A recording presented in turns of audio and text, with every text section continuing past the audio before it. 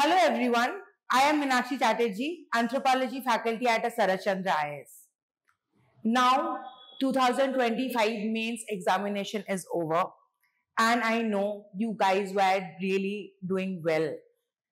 Now don't think about much, okay? So one thing, when I'm going to analyze the paper 1 and paper 2, I already did the detailed analyze video in paper 1. So when I am analyzing it, I notice one very important thing, कि question are this time is properly straightforward and objectives. No question were asked out of the syllabus. And in the paper 1, there were a balanced question from the cultural anthropology and the physical anthropology as well. And previously, there were few units are dominating the paper mostly. From the 1 or 2 units, there are 2 to 3 questions. But this time, questions are balanced and they are covering the entire syllabus. So in the paper 2 also, if I am going to tell you, completely questions are from the syllabus. And secondly is, most of the questions are related to the contemporary topics. So always I said to you, ki connect the every theme, try to connect the every theme and every topic with the contemporary. So this time completely asked, when I'm going to analyze the paper 2, I'm going to tell you which questions are coming from the contemporary. So they are related to the contemporary topic. Though current affairs is very, very important for the anthropology as well. And one more thing for the student, those who are going to appear 2026 and the 27, they should keep this in mind, कि if they are reading superficially, upar se, that will not going to help them.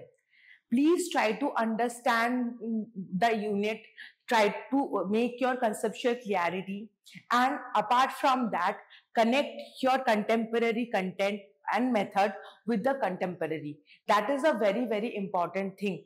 And one more thing, memorize the facts as well for the GS as well as the optional. So that is the main thing you guys have to do. Conceptual clarity is must. Those who know the things, they will easily write all the answers, I know. So now, first question is Swannian culture tradition.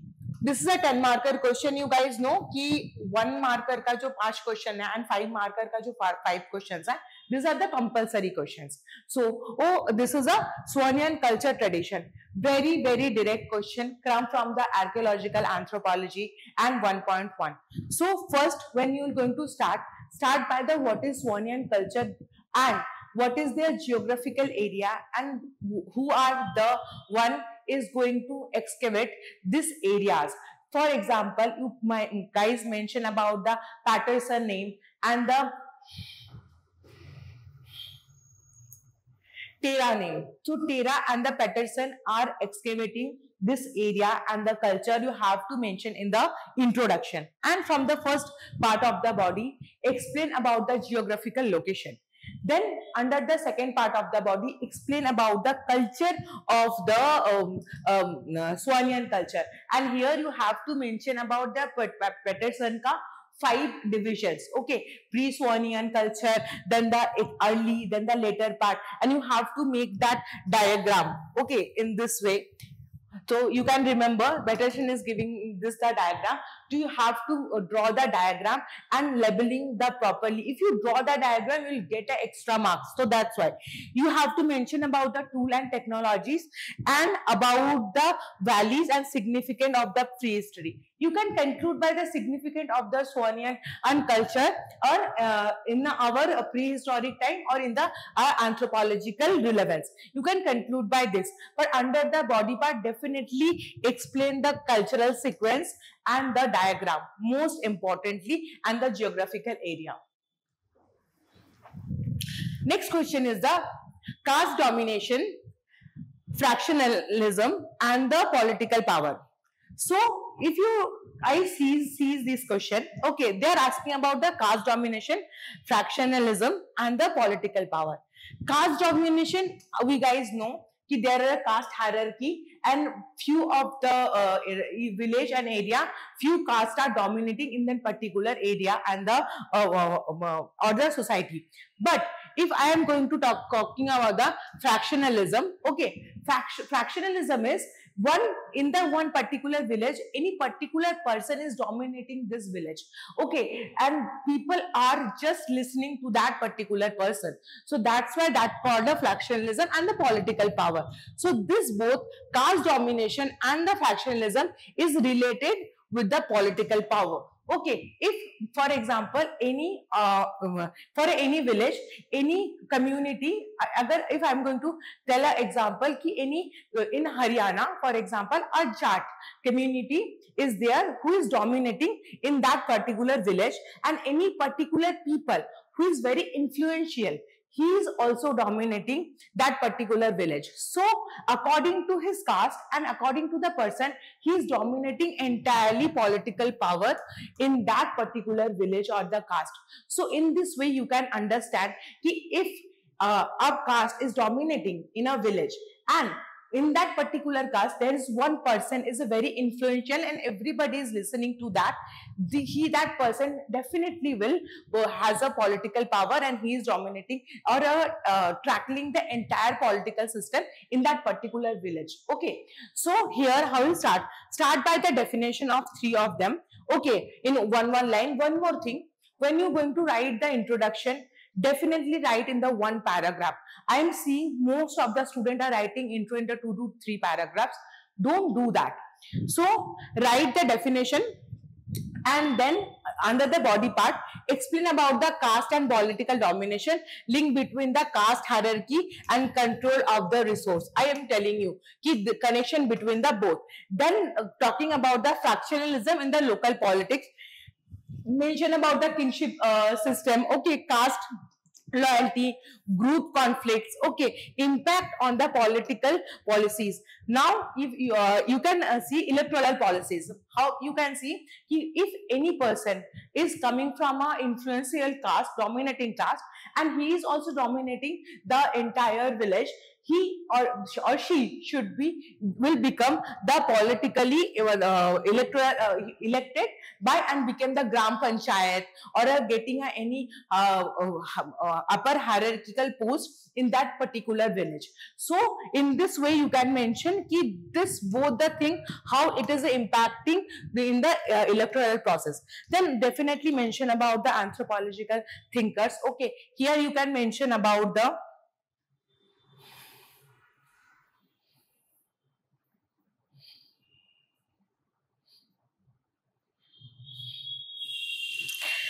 here you can mention about the Andre Bete's name apart from the Yogendra Singh's name. Okay, so Yogendra Yadav's name. So definitely you have to mention both the anthropologists here and conclude by the contemporary trend in the current situation. Definitely conclude by the contemporary trend. I'm going to tell you. And if you're talking about the caste hierarchy, na, yet caste domination, you can mention about the LP Vidyarthi's name as well. So in this way you can conclude this question. Next question is a regionalism and the autonomy. We can see that this is also a question from the PYQ. There is question asking regionalism and ethnicity. So almost same kind of question as this. And one more thing, it's relatable to the contemporary as well, because lots of the states are talking about their autonomy or the ethnicity, such as for example Nagaland, Manipur, okay, Tripura, Mizoram. So this is very, very important. So start by the definition of a regionalism and the autonomy. If possible, write the anthropologist or the scholar definition. Then under the first part of the body, explain about the cause of a regionalism, definitely, and then write the features of the autonomy. And then connect between both in the third part of the body, and then write the anthropological perspective. And there are any perspective, those who are talking about the ethnicity, mentioning with the autonomical part as well as an example. And here you can see Nagaland, Telangana, Bodoland, Gorkhaland. The Telangana and Andhra Pradesh divided for their autonomy only, na, because they are divided because of the language issue. So same language they are speaking, but still they are dividing because of their main core ethnicity or for preserving their autonomy. So you can mention this as well as an example. Constitutional and the political representation you can mention, and along with that how Schedule 6, Schedule state recognition and the Article 371 is a reacting on this, you can mention about the articles and the governmental constitutional provision as well, and conclude by the anthropological relevance in the regionalism and the autonomy. Definitely conclude by the anthropological relevance, as simple how anthropology is dealing with the both the scenario.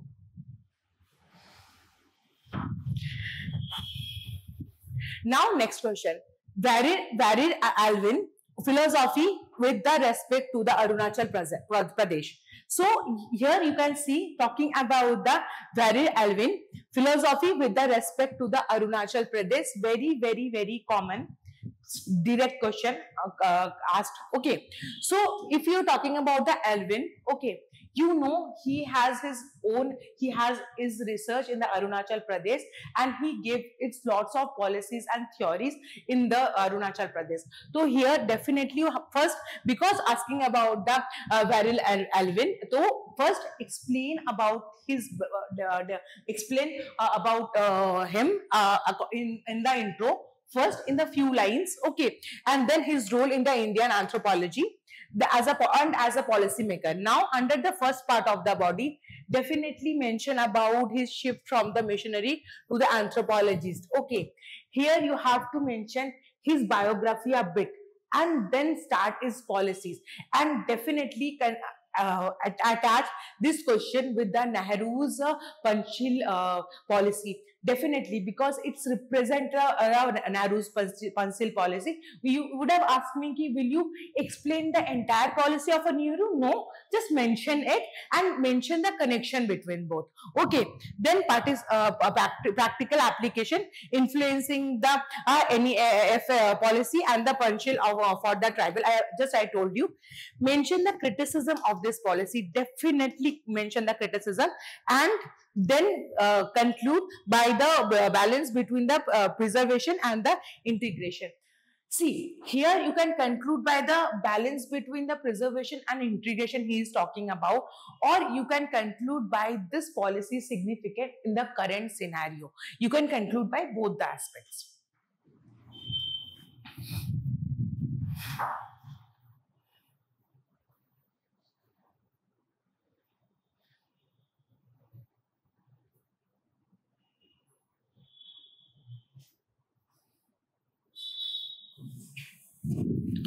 Now next question.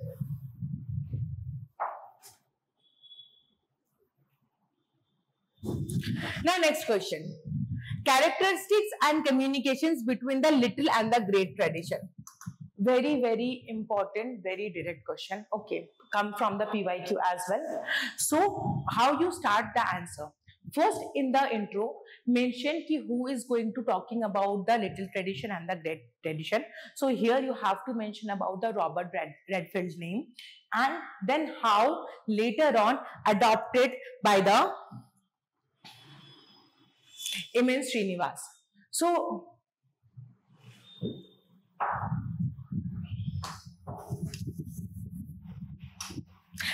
coming to the next question. Okay, characteristics and communications between the little tradition and the great tradition. Very direct question, come from the PYQ, and very important theme as well. So how will you start the answer? Okay, first in the introduction you have to mention who is going to give this term, or who is going to talking about these terms in the previously. So Robert Redfield mention about this term. Okay, you have to mention this, and then later on this terms adopted by the Milton Singer as well as the M.N. Srinivas, and then start the answer under the body part. What is the characteristics of a great tradition? What is the characteristics of a little tradition? Along with that, give the examples and anthropologist name. Okay, case studies. Here you can mention how great tradition become a little tradition, and definitely draw this diagram. How great tradition has become a little tradition, and become a part of a little tradition, and how little tradition become a part of a great tradition. किस तरह से I will going to explain you. If I am talking about the great tradition, and if I will take any kind of festival. Okay, if for example currently Ganpati Puja is going, so if I'm talking example of a Ganpati celebration, previously Ganpati celebration was only limited towards the western part of the country, Maharashtra and few of the western part of the countries, but later on it's expand and now entire country is celebrating 11 days Ganpati Puja.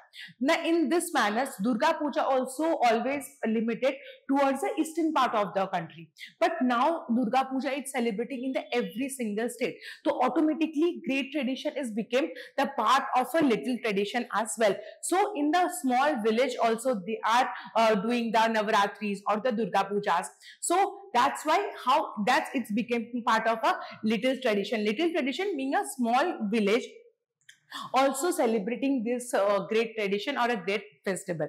Now in this manner, if I'm talking about the little tradition and it's become a great tradition, so there is a festival in Bihar, now it's become a very famous. Okay, so that was previously only celebrated in the Bihar and the eastern UP and the Jharkhand parts. Okay, matlab eastern part of the Bengal mostly, that is called Chhath Puja. But currently it's celebrated in the entire India. So little tradition is become a part of a great tradition. One more example I'm going to give you. There is a Saraswati Puja, it's celebrating in the month of February. Basant Panchami it's called. Okay, so how it's become popular and now entire country is celebrating almost Saraswati Puja.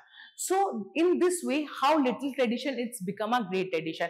Definitely mention the M.N. Srinivas case studies as well and contemporary case examples as well. Okay, modern communication and the literacy process of the paracolizations and the universalizations, definitely you have to mention this, and along with this mention the definitions, and then I already told you about the Radcliffe Brown and the Milton Singer, his case studies, and here definitely because you mentioned the name of them in the intro, their case studies also will come in under the last part of the body, and conclude by the how this little tradition and great tradition has its own impact, positive impact in the anthropological study. In this way, you can conclude the answer. 2A, next question. This is a very direct question, but still asked in a very trickier manner. Okay, so discuss the paleoanthropological significance of a Sivalix of India, giving its 20 subdivision, fossil primates, fauna and major primate fossils locations. So here directly only asked about the discuss the paleoanthropological significance of a Sivalix hill. That is the most question. Just for fossil primates, fauna, how in the Sivalix hill we are getting lots of fossil primates and we are getting know about our ancestor. So 20 subdivision, I know students are going to get stuck on this particular word.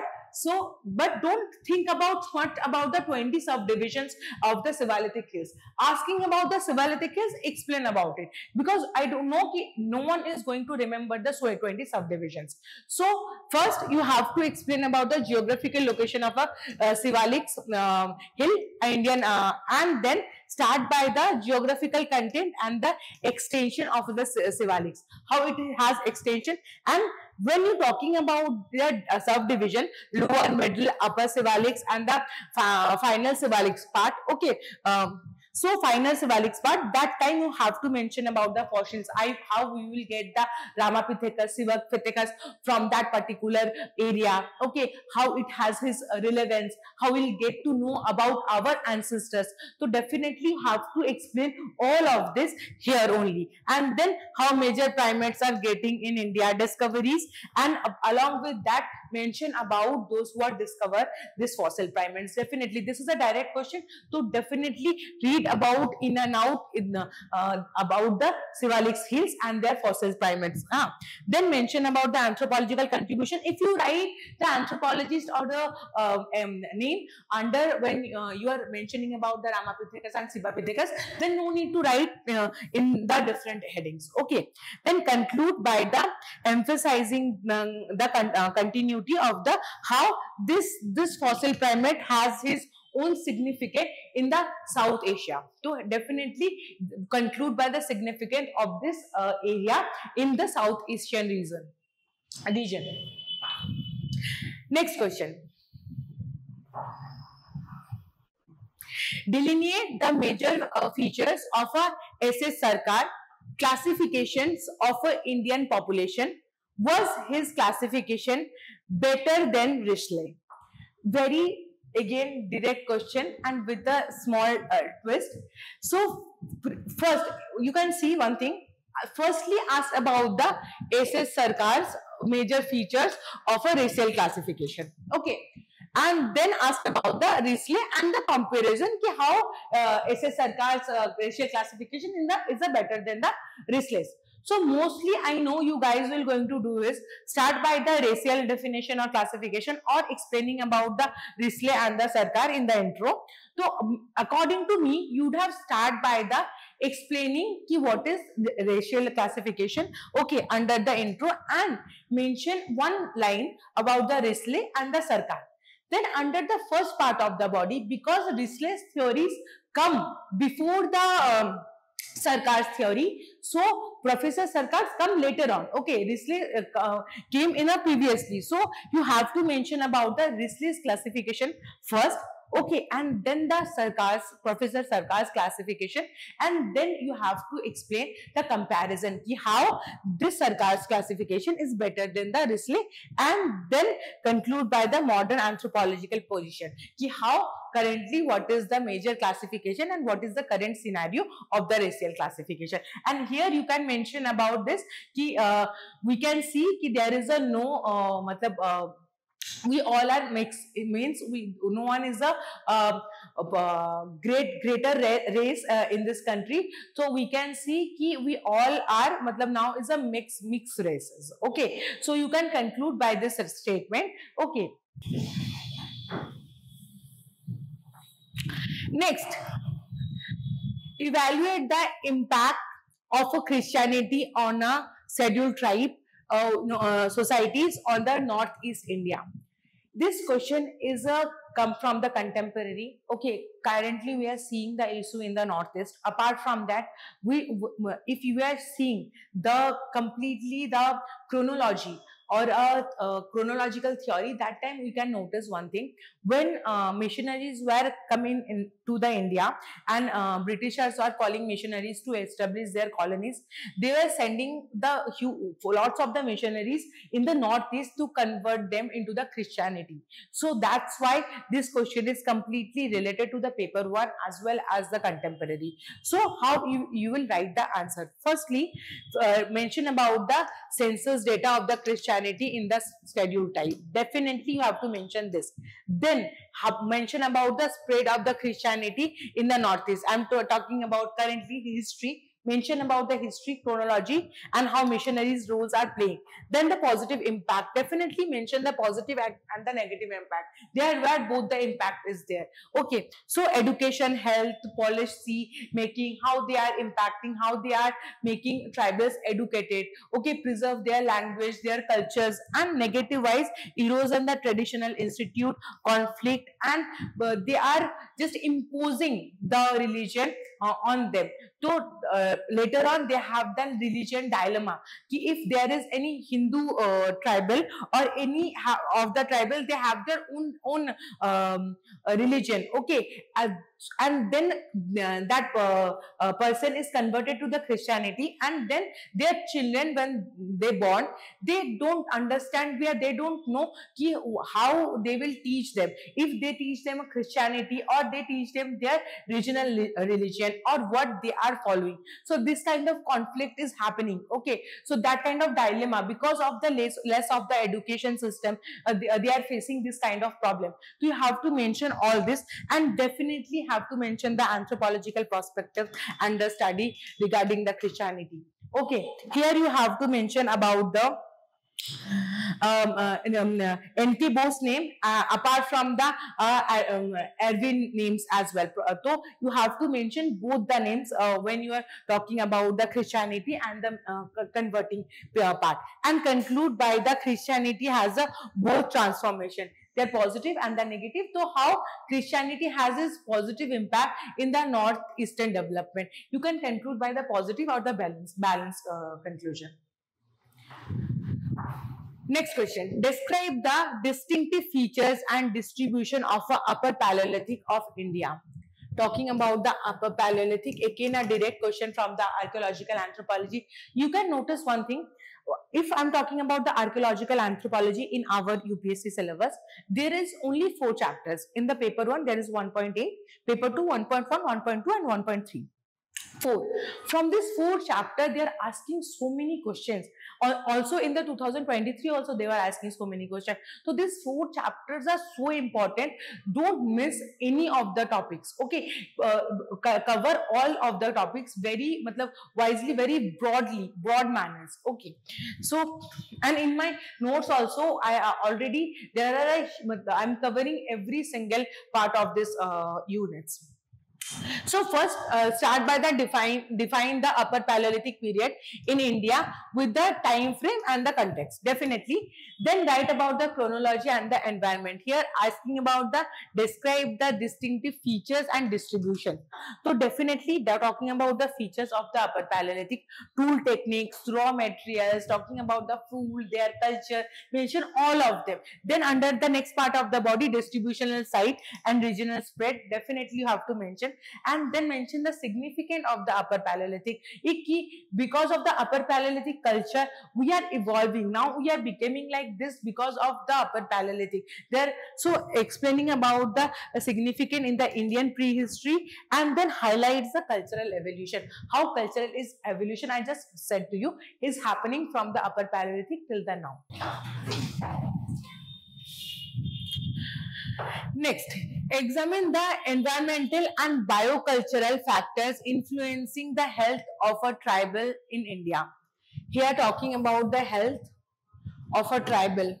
Okay, there are 2 key points they are asking, environmental and biocultural. Here you have to mention all the factors, you know, because they are just giving both the things, and all the most of the factors are coming.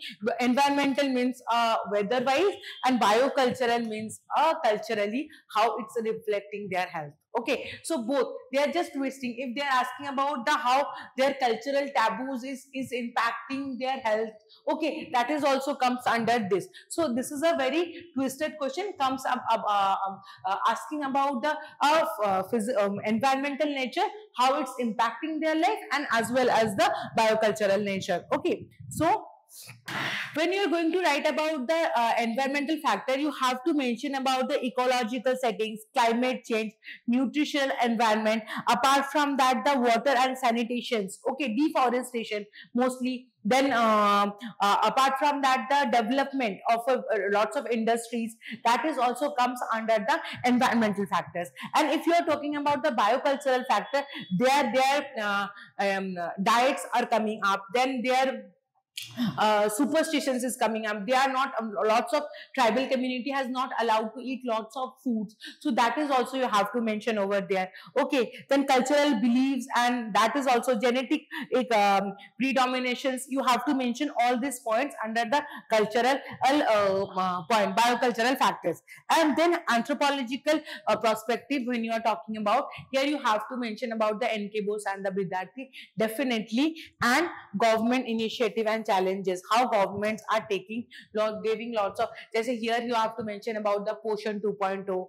Okay, apart from that, you have to mention about the National Rural Health Missions. Okay, then midday meal plan to hai hi. Apart from that, tribal sub plans. Okay, then Bandhu Kalyan Yojana, you have to mention about this. So you have to mention the government initiatives under the last part of the body, because this is a 15 marker question, and conclude by the balance assessment. How environmental and cultural together shape a cultural tribal health.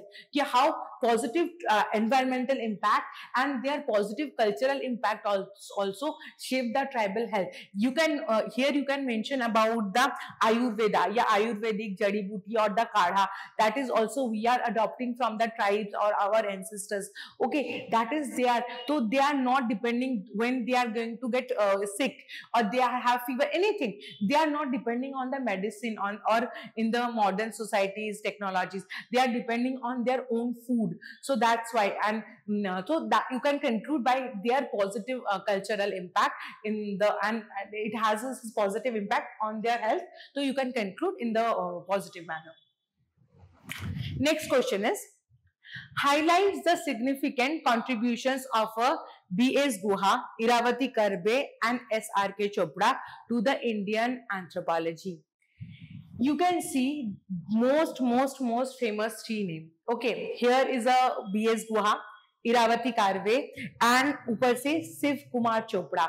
Okay, Shiv Kumar Chopra is in both of them, he is the youngest one. Okay, and then Iravati Karve, first female Indian anthropologist, and the B.S. Guha. So definitely under the intro mentioning about, they are the pioneer of the anthropology.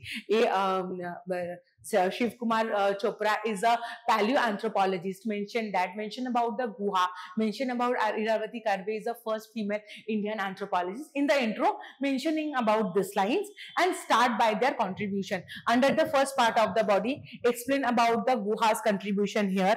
Okay, mention about his racial classification. Then contribution of Iravati Karve and his her case studies you have to mention here. Okay, she worked on the kingship system. Apart from that, her case studies. Okay, so here you have to mention all these things. And then the last, S.R.K. Chopra has an immense contribution during the paleoanthropological part. You have to mention that as well. So he was working on the Sivalitic hills as well. So when I'm talking about the Sivalitic hills question, you can mention about the Ravi Kumar Chopra's name as well. Shiv Rajkumar Chopra's name as well. And then contemporary significant of, and you can do one thing, you can write the contemporary significant along with their contribution and the limitation as well. Okay, you can mention about the limitations and the significant along with as a subheadings. Okay, then show about the scholars shaped the growth of anthropology, how these scholars case studies, okay, how that has huge impact in our anthropological study. Conclude by their anthropological studies contribution, positive contribution under the conclusion.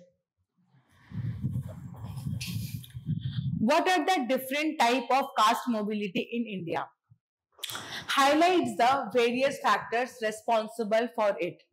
So, talking about the caste mobility, highlights the factor responsible for it. Okay, if I'm talking about the caste mobility, how caste system is changes, how caste system is became the more people centric, okay, or regional centric. Okay, it's become hierarchical. Okay, acquired status is will be there. To mention, first start by the definition of a caste mobility.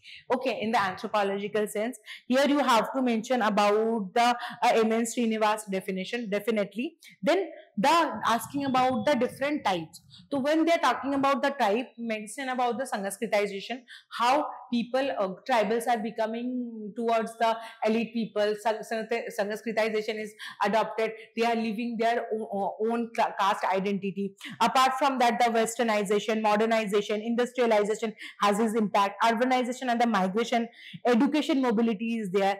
Then along with that, achieve status you have to mention. Okay, social and religious movement And then along with that, you have to mention about the Yogendra Singh, Andre Bete, as well as the MS Srinivas. MS Srinivas you have to mention along with when you are talking about the key points, all the key points there itself you have to mention about the, along with the Sanskritization mentions MS Srinivas name. When you're talking about the urbanization, okay, or a globalization, or mention about the Yogendra Singh's name. Okay, in this way you can incorporate the anthropology case studies under the key points, and conclude by the ki how caste mobility is reshaping our Indian society in a positive manner. Elucidate the role of a demographic and social factor for the population growth in India. So talking about the demographic and the social factor for the population growth in India. So talking about both the factors. Okay, demographic means a proper demographic factors, and the how social factor is impacting, or a factors has his role. To start by the demographic data, definitely population of India and the demographic data you have to mention here. Okay, then this is not a tribal question. Remember, this is question from the unit 2.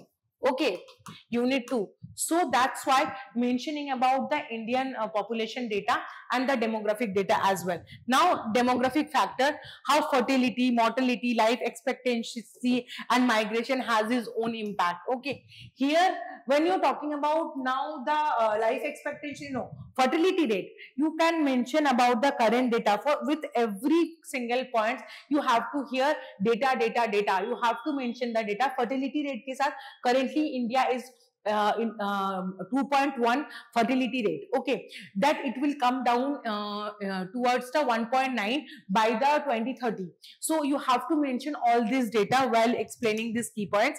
Then social factor, how marriage has a responsible for this huge population growth.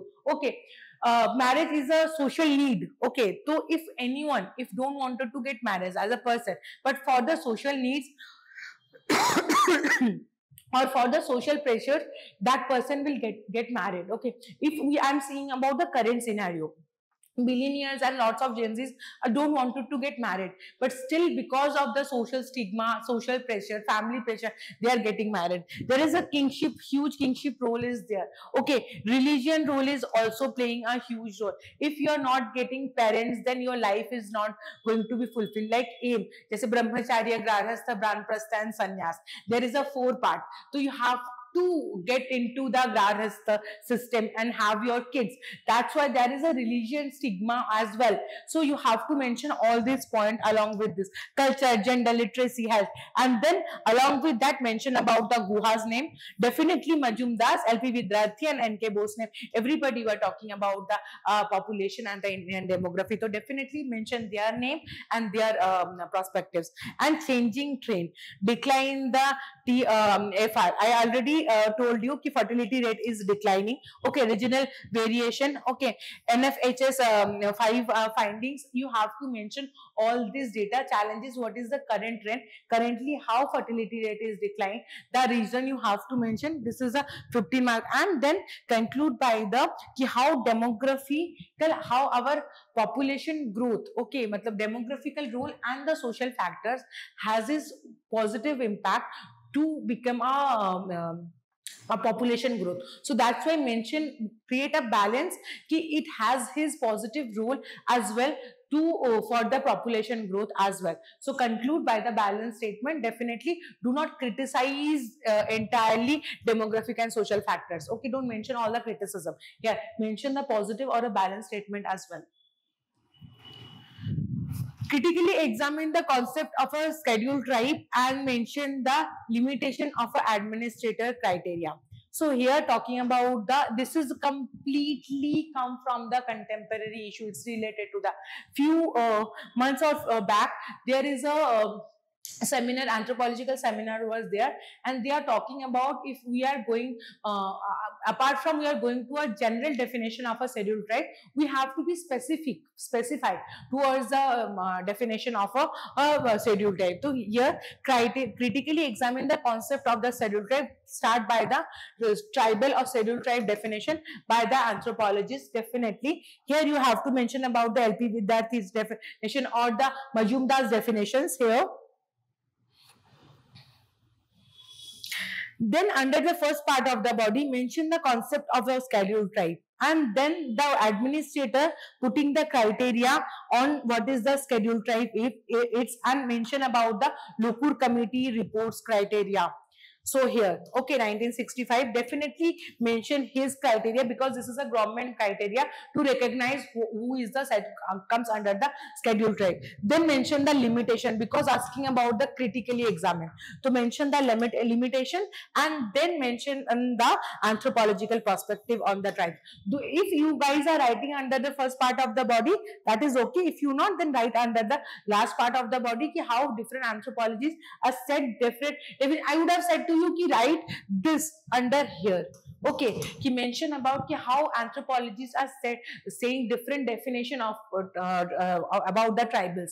Okay, here mention about the Elvin, Majumdar's, Ghure's definition, and how their perspective towards the tribes, and conclude by the how currently if we are going to recognize any or put any community into the scheduled tribe, what is the major criteria would be. Okay, and we need a fixed criteria for it, so that confusion will be not there. Next, impact of a 5A. This is again a 10 marker question. Impact of a urbanization and industrialization on the tribal community of India. So this is also very direct question, urbanization and the industrialization. So start by the definition. First I would have said to you, start by the tribal communities definition. Okay, that should be in the intro, and then under the first part of the body, mention about the urbanization and the industrialization in one line. Then impact of the urbanization on a tribal society. Here you would have asked me, because asking the impact, definitely under this heading there would be a two subheadings: A, positive; B, negative. Definitely mention the two subheadings both. Okay, then the anthropological perspective. Here if you can incorporate the anthropological example or case studies along with the key points, that is also okay. Then contemporary context, I would have said conclude by the contemporary context, because this is a 10 marker question, so don't exaggerate the answer. So that's why I'm not going to explain much, because this is a very direct question. Okay, next, taxonomic status of a Ramapithecus, and in the light of a Ramapithecus Sivapithecus controversy. So you can see this is also a very static or direct question. Okay, talking about the taxonomic status of a Ramapithecus and the Ramapithecus and the Sivapithecus controversy. So you guys know कि people are saying कि Ramapithecus and Sivapithecus are same. Okay, Sivapithecus are more relevant. Okay, Ramapithecus are not. Then Ramapithecus is a female version of a Sivapithecus. So what is the controversial theory you have to mention? Before that, you have to mention about the discovery of a Ramapithecus as well as the Sivapithecus. Okay, under the intro, and then mention about the geographical locations as well. So here you have to mention about the Lewis who is finding the Ramapithecus, and apart from that you have to mention about the Siwalik Hills where we are finding the Ramapithecus fossil. Okay, then under the first part of the body, explain about the Ramapithecus human ancestor. So why is the reason he is the ancient, mention about his fossils and his lineage, and apart from that the features. Definitely mention the features, because we are get to know about the fossils features ki he is relevant, he is our the Ramapithecus is our ancestors, and then mention about the Ramapithecus and Sivapithecus controversy. I would have said to you ki mention about the Sivapithecus features as well within few lines, and then mention about the controversy. Okay, then apart from that, mention about the anthropological significance of the debates. Okay, and conclude ki how both the fossils are so much relevant in our evolution part, ki we are get to know about each other, the importance of both the fossils in our evolution part or evolution process. Now next, tribalism and the pseudo tribalism. So if I am talking about the tribalism and the pseudo tribalism, so definitely start by the definition. You guys know tribalism meaning ki tribals are becoming more they are going into their own regionality. They are into they are so much worried about their own locality or the regionality, and they are going to a tribalization. Okay, and then pseudo tribalism is just कि those who are from the upper caste people or different group of people, they wanted to indulge into the tribal community because of कि they wanted to get benefits from the government schemes and from their lots of reservations. So that's why this is pseudo tribalism. Pseudo means झूठ मूठ का, falsely those who are tribals, those communities or caste are not belonging to the tribal community, they wanted to indulge into the tribal community just to get benefits from the schemes and the reservation. So that is a pseudo tribalism. So start by the definition definitely, and then explain the tribalism characteristics, anthropologist's name and the examples. Okay, and then apart from that, here you have to mention about the lots of examples like Jharkhand, Naga. In the Jharkhand movement, there are Santas. They are talking about their tribals identity. Okay, then Mundas, Orans, Bodo movement in Assam. Okay, here mention about the Alvin as well as the LP Vidyarthi definitely. And then under the pseudo tribalism, mention about the how lots of caste and communities. For example, Jats in Rajasthan wanted to become a part of the tribal community. They are a part of a pseudo tribal community. Okay, what is the features and then how they will become, what is the reason for it. To mention about the concept, causes means reasons, and the examples as well, and the factors behind the pseudo tribalism. I already told you ki political benefits, economical benefits, cultural benefits, okay, administrative criteria be there, that's why. Okay, then anthropological insight, you have to mention about the Gure's name. You have to mention here ki during the tribalism there is a movement, they are protecting their tribal identities, where Ghure said कि tribals are backward Hindus, means कि कहीं ना कहीं tribals are come from the Hindu background. Okay, they are come from the Hindus. Okay, and matlab, their regionalism is Hindus according to the Guha and according to his theory. Okay, and then apart from that, N.K. Bose also say कि tribal caste continuum according to the, they are, he is also explaining about the pseudo tribalism. So here under the pseudo tribalism mention about the N.K. Bose and the Andre Bete as well. So and how will you conclude this question is, you will conclude about the, if there is a tribalism, there is a pseudo tribalism, they both have his impact in our current scenario, or there is a policies for both them, tribalism and the pseudo tribalism as well.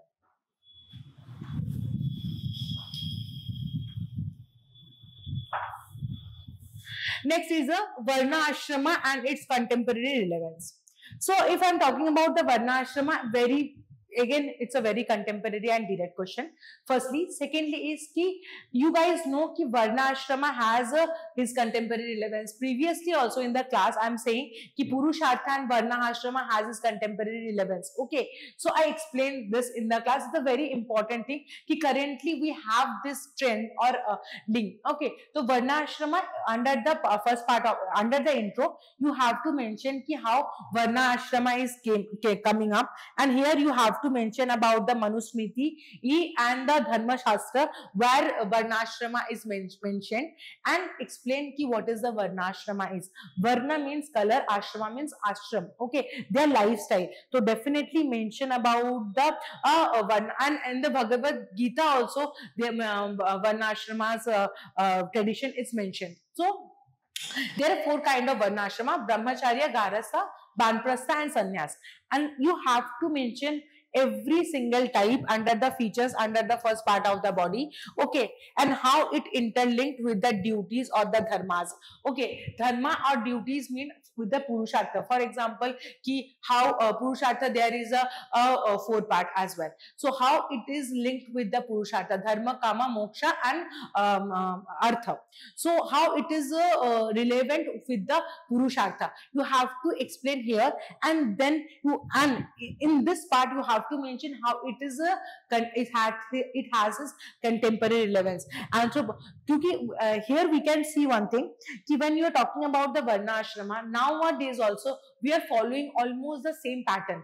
Since the 25 years of age, we are going to the college, university, school.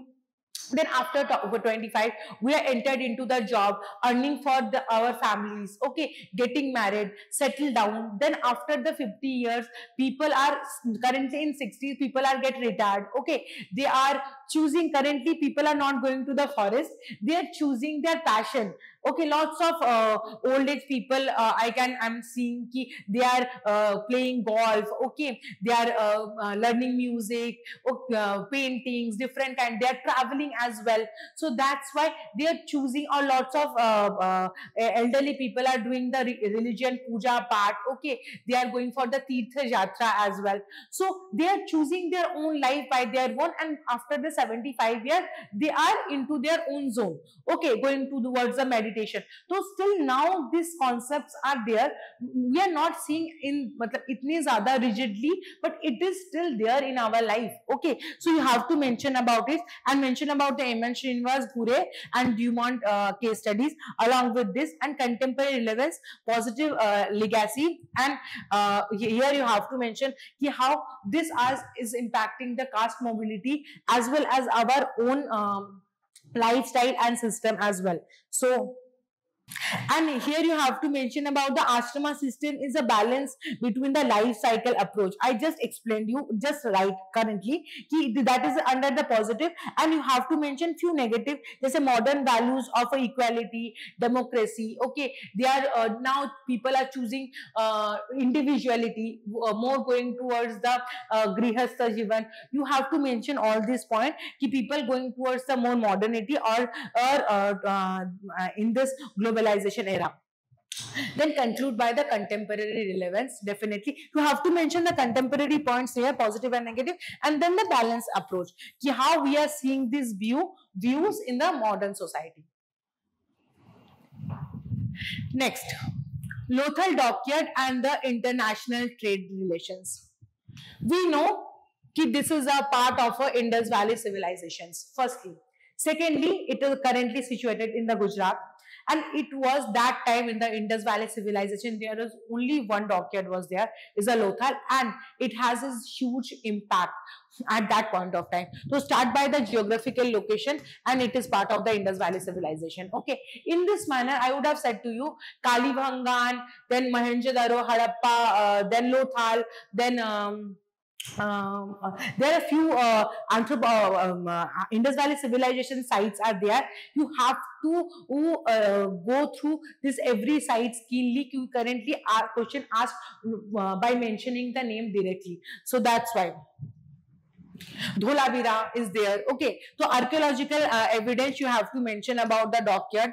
Okay, construction, functions, uniqueness, and what kind of trade is happening. Role of international trades. Here you have to mention the network and the good exchange. How it is exchanging the trades from the Mesopotamia. Apart from that, Egypt, and then Meluha, okay, this kind of role they are playing, trading in systems. You have to mention their maritime routes. Also, you have to mention the Gulf port, and then Arabian Sea se jo rasta hai, that is also you have to mention over there. If you would have asked me, ki, do you draw the diagram of this map? If you possible, then you can draw the diagram. Okay, if you can draw the diagram, and if not, then don't. Okay, but I would have said if you draw the diagram, you will get maybe extra marks. Okay, and if you're labeling it properly, if you showing the Lothal, so then Anthropological significance, definitely right under the last part of the body, ki what is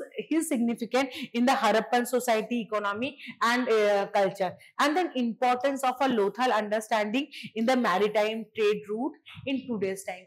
From that period of time, we are getting a concept of a trade route. Okay, so this is a very old thing. So we are getting a trade route from this particular period. So that is also you have to mention here under the conclusion. Next question. The village was not merely a place where people lived. It had a design in which were reflected the basic values of an Indian civilization. Who said this? Elaborate. You can see now UPC asking question to give a statement and asked by any anthropologist. So you get to know, if you should know about few of the Indian anthropologists properly and their statement. In fact, in the paper one also you have to know ki what anthropologists say what line. Okay, just for example ki Kluckhohn said ki anthropology is a mirror of a man. So who said this line, who said this, what such statement? They're asking question directly from that statement. So right under the intro, being by the identified the scholar, this statement is said by the firstly Andre Bete. Okay, so explaining about the Andre Bete under the intro, and then explain about his village Sri Puram and his caste system, class and power domination system. Definitely you have to mention this, and then what is the difference between both the lines. You have to divide this in your own language. I would have said to you, he highlights the changes of a modernization and impact the social structure. Here you have to mention what he is wanted to say. So the village was not merely a place of people lived, it is reflection the basic of a values of a Indian civilization.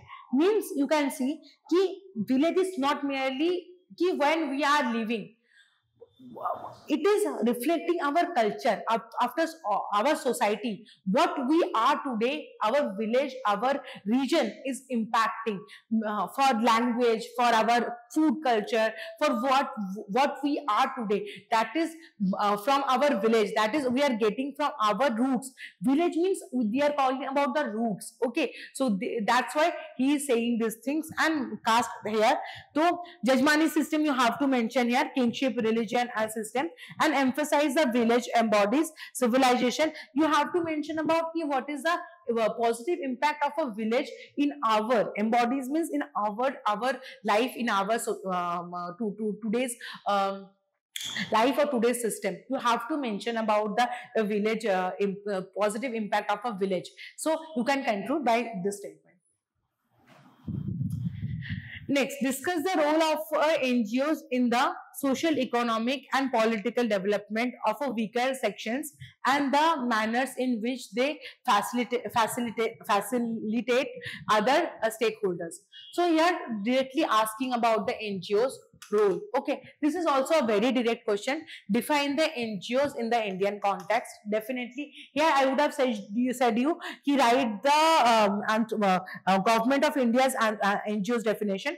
Okay, and then you have to start by the role of economical development. Okay, in the weaker section, how they have playing a huge role, like a economy in the produce the education and the literacy. Okay, working on the health, nutrition. Apart from that, working on the livelihood, skill development. Okay, so mentioning along with that, mention few NGOs name as well. Role of a NGO in the political development and the empowerment.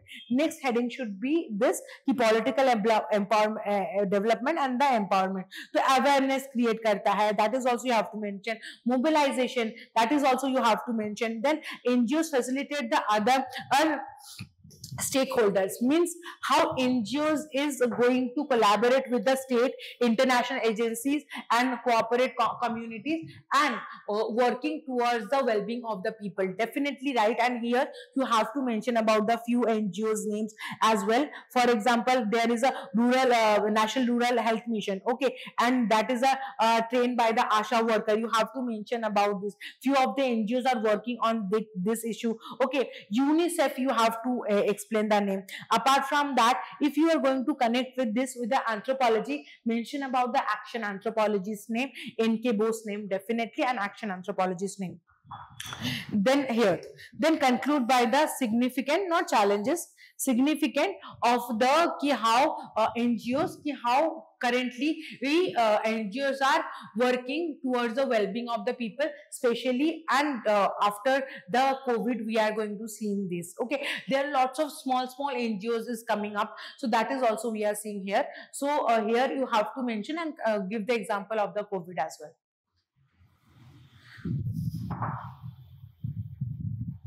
Trace at the history and describe the method of formulating the list of OBCs, both the state and the national level.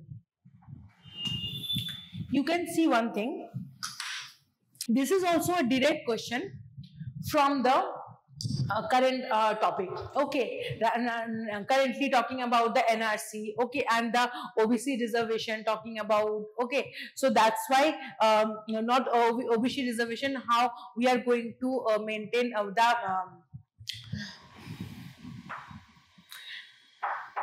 so here we are going to see ki it's completely talking about the contemporary issues ki, and then current issue is how OBC is as a talking about the NRC, and then apart from that ki how OBC's okay, caste census. Okay, so this is completely asked the relate to the contemporary topic. Define the OBC. Okay, firstly, then historical background. Definitely you have to mention, because here mention about the historical and describe the method of a formulation. So definitely historical background from the British period, and then mention about the national level formation. वहाँ पे Kelkar and Mandal definitely mention karna, Mandal commissions and Kelkar commissions. Definitely you have to mention all this. Then state level formulation. Okay, state commissions, criteria and the regionalism and the method used by the anthropologist. Here you have to mention the anthropologist's view as well along with the answers. You can do one thing, because when you are talking about the OBCs, under the first part of the body also you can mention any anthropologist name, those who are talking about the OBC. For example, you are talking about N.K. Bose, you are mentioning about the M.N. Srinivas. Caste class overlap, you are talking about anthropologists are say during the OBCs. We can see one thing why caste census is needed, because we in the criteria there are few surnames which it's into the OBC's list in the different state and into the SC, ST or general list into the different state.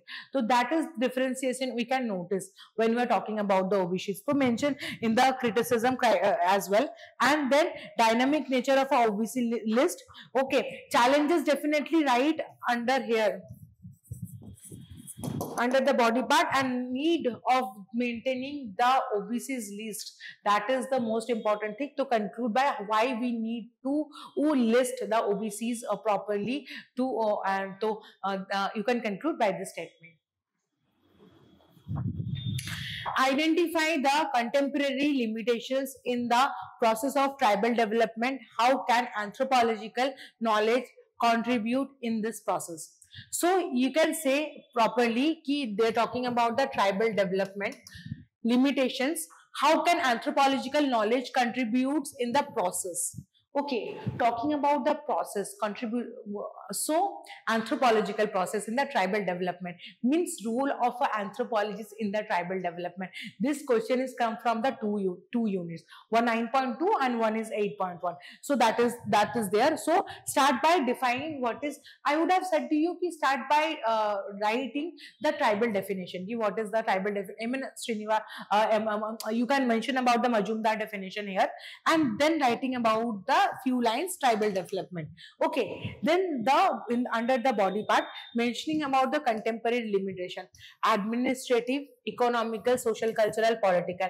Here have to mention about the deforestation, industrialization, everything. Okay, and with the examples, definitely mention the examples. Okay, then role of an anthropologist in the tribal development. When you are going to mention the role of an anthropologist, first mention the action anthropologist name, mention the soul tax name definitely, and then ethnography grapher's name as well, where you mention the Alvin's name and the participatory rural appraisal PRA. Okay, so here you have to mention about the PRA, okay, A and the participant PLA, okay, and then their anthropologist name, and apart from that acculturation and then Sanskritization, mention about the M.S. Srinivas and the N.K. Bose, definitely mention both the names here. So definitely there are few anthropologist name you have to mention.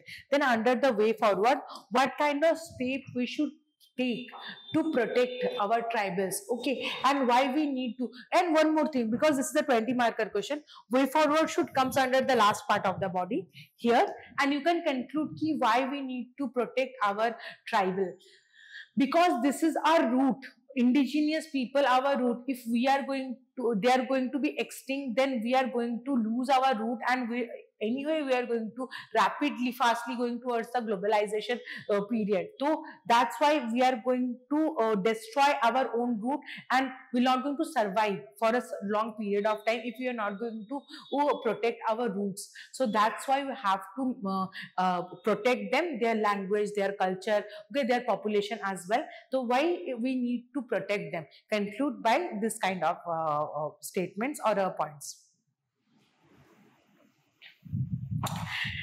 Discuss the rising ethnic conflicts in India and process their possible remedial measurements or measures.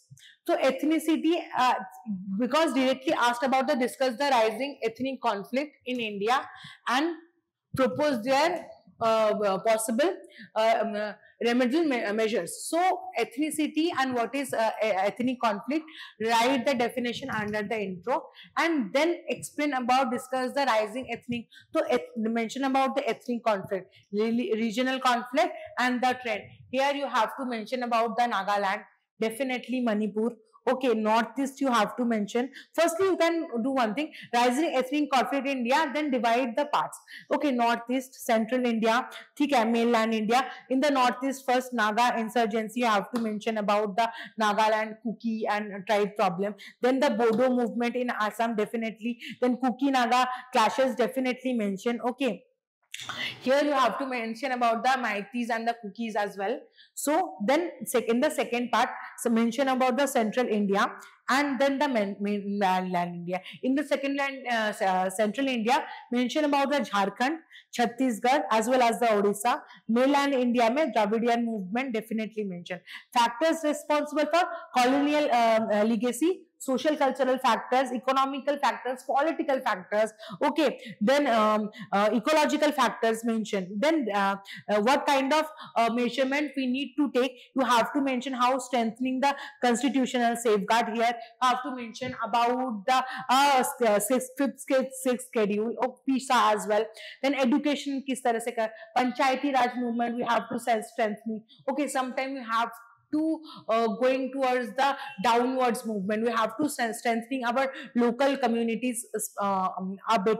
Okay, you have to mention all this. Then the role of an anthropologist in this particular area under the last part of the body, and then conclude by key how we should deal with the ethnic culture or the ethnicity. Okay, what kind of step we need to do, or in the here we have to mention ki it's in a balance statement ki we need to balance between the ethnicity and the ethnic culture.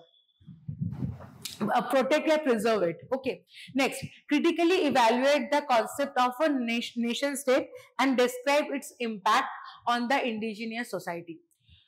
So talking about the nation state, from this part question asking after so long, mention about the origin of Europe and the features criteria. Okay, so here you have to mention about the nation state.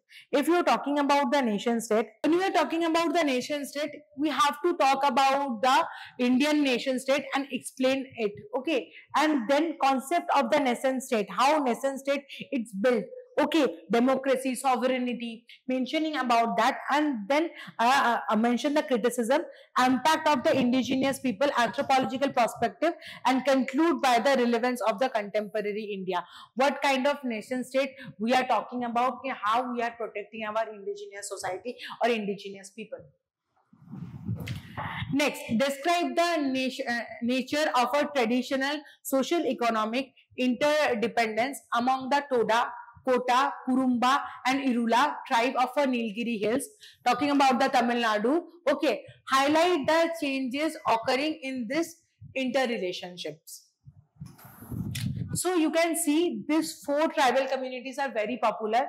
They are mostly pastoral tribes. Okay, they are still following the Paleolithic time tradition, hunting, gathering. Okay, then horticultures like this. So they are doing this. So and they have an interlink currently with all the tribes. Okay, they are all situated in the Nilgiri in the Tamil Nadu. So start by who are the Toda, Kota, Kurumba and Irula. Under the first part of the body, then intertribal interdependency and their historical sharing, the economical rituals, religion, how they are changing, exchanging their brides and grooms, you have to mention it there. Then state policies you have to mention over there, and anthropologists like LP Vidyarthi, Sacred Complex and the Barley's intertribal relationship, you have to mention both the things under the last part of the body. So you can see in any particular area they are asking about the interrelationship between the tribals. If I am talking about the Meghalaya, there are Garo Khasi Jayantiya was there. Okay, so this kind of question will come from any particular state, different kind of tribals and their relationship they are talking about. So you need to know about tribes in this particular region and their interconnection. For this, you have good conceptual clarity about these topics. Okay, as simple as that. Define the minority, elaborate the pattern of a linguistic and religion minority in India. So first, talking about the minority. Okay, who are the less in number? Okay, religion minority, caste minority, those who are dominating in caste. So first define the minority. In any anthropologist definition you can mention. You can mention about the LP Vidyarthi definition, any one definition you can mention. Okay, and then here you can mention the M.A. Srinivasa's definition. Okay, B.K. Roy's Burma's definition, and then under the first part of the body mention about the minorities article. Okay, and then how minorities are protecting by the constitution. Linguistic minority, now you are talking about what is the definition of a linguistic minority. Constitutional safeguard, their example. Regional religious minority you are talking about. Then pattern of a state-wise distribution. Here one more thing, remember the datas. If you are putting the datas, religion minorities, linguistic minority, religious minority, then you will get a more marks. Okay, then anthropological perspective, and then conclude by the importance of the recognizing how this we are going to recognize what are the linguistic minority, what are the religion minority. You can easily you can get to know. Okay, so how you are going to recognize it, you can write in the end. The next question, what are the identifying criteria of a PVTG? Very important PYQ and most common question. Okay, examine their current status, nomenclature and distributions. So start by the defining the PVTG and the anthropological history. Then under the first part of the body, here you have to mention the evolution of a PVTG term. PVTG, from PVTG to the PTG, from the PVTG, how its terms got changed. Okay, then talking about the task force in 1973, here definitely mention about the Zaza committee report, how he is talking about giving the criteria of a PVTG and distribution. Distribution के साथ definitely mention the criticism, current status and way forward. What kind of state anthropologists are doing or role of anthropologists here, apart from the way forward, role of an anthropologist to protect the PVTGs. And in this manner, you can easily end the question. Okay, so I am going to discuss the entire 2025 questions this year. Paper 2 is done. Paper 1 I already did. Now what I am going to do is, one by one, I am going to discuss the 1 units question answers. Few of the important questions from the unit wise, and I will discuss it and I will upload it in the YouTube. So that's why stay tuned and thank you for watching. All the best.